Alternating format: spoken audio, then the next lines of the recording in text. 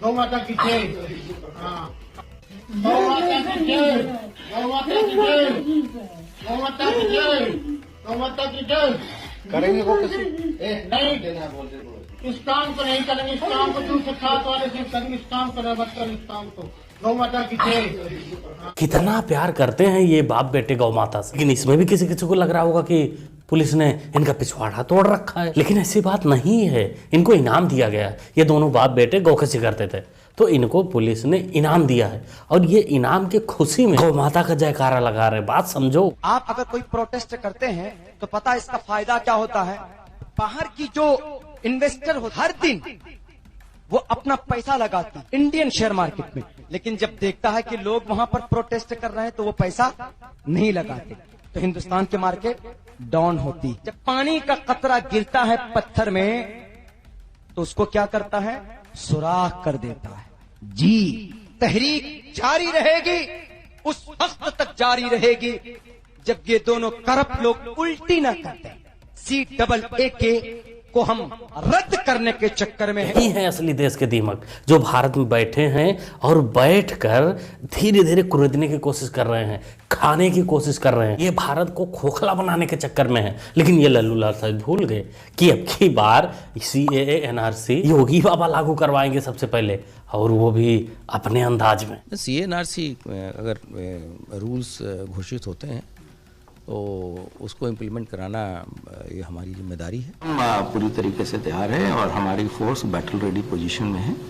हमारे पास अगर हम डाटा प्रोटेक्शन करते हैं तो हमारे पास वेपन भी है, हमारे पास डंडा भी है। आवश्यक होगा तो उसका अधिक उपयोग अवश्य किया जाए। भारत को खोखला करने वाले, भारत को तोड़ने के सपने देखने वालों, अब की बार प्रोटेस्ट करने से पहले सोच विचार लेना, क्योंकि बाबा की पुलिस कहती नहीं है, करके भी दिखाती है। प्यार व्यार कुछ नहीं होता, सब मुसलमान आपस में भाई बहन होते हैं, समझे? मोहतरमा जी, हमने सुना था कि भाई बहन होते हैं, फिर धीरे धीरे प्यार होता है, फिर 27-28 बच्चे भी होते हैं। लेकिन लगता है शायद आपका भाईजान है नहीं, मुंह बोला भाईजान नहीं है।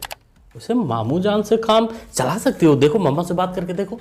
रिश्ता मामू की तरफ करना है और कहीं नहीं करना। यानी कि आपको मामू के साथ मोहब्बत है या मामू आपके साथ ज्यादा मोहब्बत करते हैं? मामू को मेरी मामा को जो है मेरे मामू बड़े पसंद है। हिंदू धर्म আমরা যেন সবাই যেন আমরা কেউ হিন্দু ধর্ম বা লোক নই। এই যারা এখানে বসে আছেন কতজন হিন্দু আছেন হাত তোলেন তো।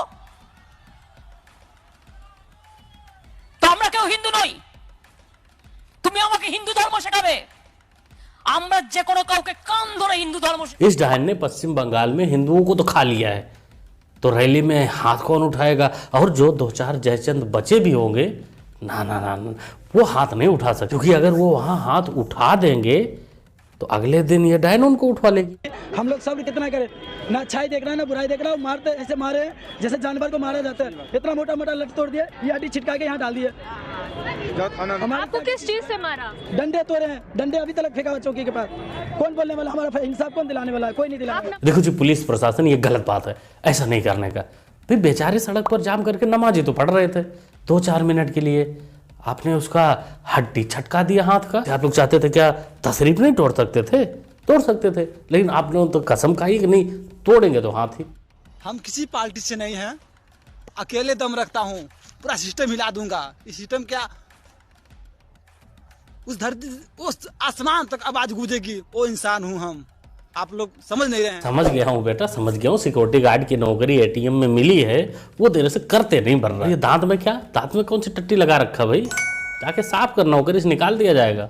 जब आप उठते हैं तो दोनों हाथ अपने देख लेना, ऐसा हमारे टीचर बोलते थे।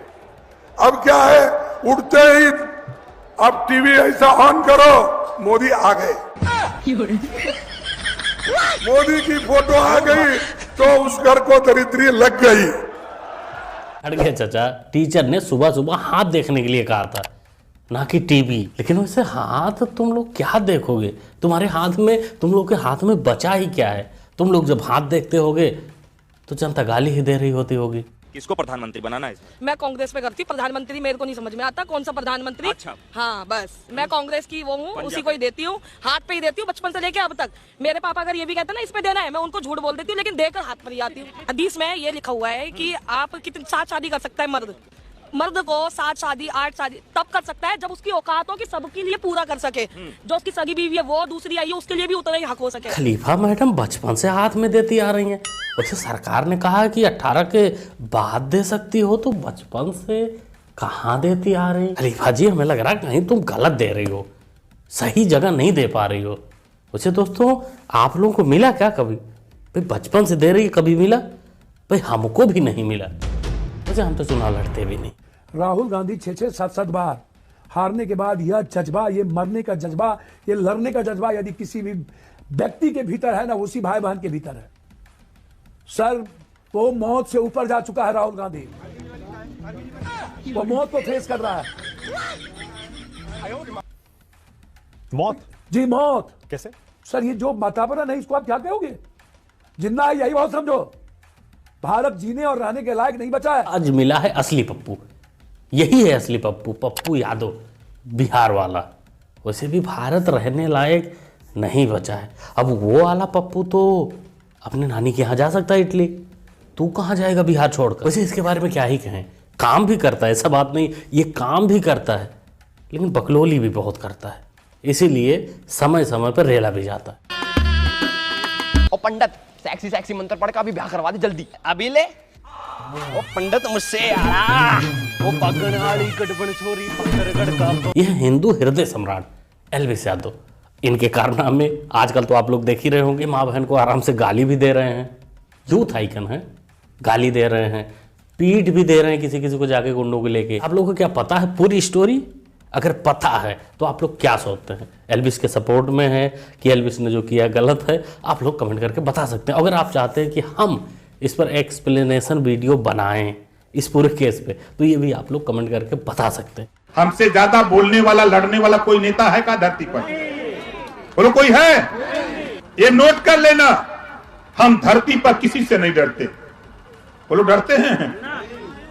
हमने कहा था मंत्री बनूंगा, बोलो कहा था कि नहीं? ललकार के कहा था कि मंत्री बनूंगा, मंत्रिमंडल का विस्तार जिस दिन होगा उस दिन मंत्री बनूंगा, और बन के दिखा दिया। इसी बड़बोलेपन की वजह से इसको योगी बाबा ने चुनाव के बाद लात मारकर पार्टी से बाहर निकाला था, अपने संगठन से बाहर निकाला था। उसके बाद अखिलेश ने भी इसको लात मारी थी, फिर ये बीजेपी में है, फिर जूता खाएगा, वहां से भी भगाया जाएगा हमेशा की तरह, क्योंकि इसकी जुबान थोड़ा आउट ऑफ कंट्रोल रहती है। अब आप मोदी का जूता साफ करेंगे या योगी का जूता साफ करेंगे? और आपको अपना बयान याद होगा, आपने कहा कि भाजपा में जो पिछड़ी जाति का नेता होता है वो मोदी योगी का जूता साफ करता है, तो आप किसका जूता साफ करेंगे? अभी घोषी में आपने कहा कि मैं अखिलेश यादव को सैफई में पहुंचा दूंगा, इसी तरह से आपने पहले कहा कि साहब मैं भाजपा का बाजा बजा दूंगा। और इस तरह की जो बड़बोलेपन की जो बातें आप करते हैं, कभी आपको इस बात में शर्म या लाज नहीं आती है? नहीं आती सर, बेशरम है। भाजपा में पिछड़ी जात के नेता जूता साफ करते हो या ना करते हो वो अलग बात है, ये बंदा चाटेगा जूता जरूर। भारत में सबसे बेइज्जत होने वाला, सबसे बेशर्म नेताओं की लिस्ट में इसका नंबर 3 आता है। दूसरे पे अभी भी केजरीवाल और ओवैसी ही हैं। उन दोनों की लड़ाई चलती रहती है कि पहले पे कौन आएगा। वैसे आप लोगों की नज़र में किसको पहले पे रखना चाहेंगे? कमेंट करके बताइएगा, कमेंट बॉक्स में बताइएगा। ओवरऑल पूरी वीडियो आपको कैसी लगी ये भी कमेंट कर सकते हैं। चुनाव का माहौल है, ये अदला बदली इसका काम है, ये करता रहता है, तो इसके बारे में जो भी आप सोचते हैं कमेंट कर सकते हैं। मुन्ना भाई को सपोर्ट भी कर सकते हैं आप चैनल को सब्सक्राइब करके, सुपर स्टिकर के माध्यम से भी आप लोग सपोर्ट कर सकते हैं। तो सब्सक्राइब करिए, जुड़ जाइए। मिलते हैं अगली वीडियो में। Thanks for watching.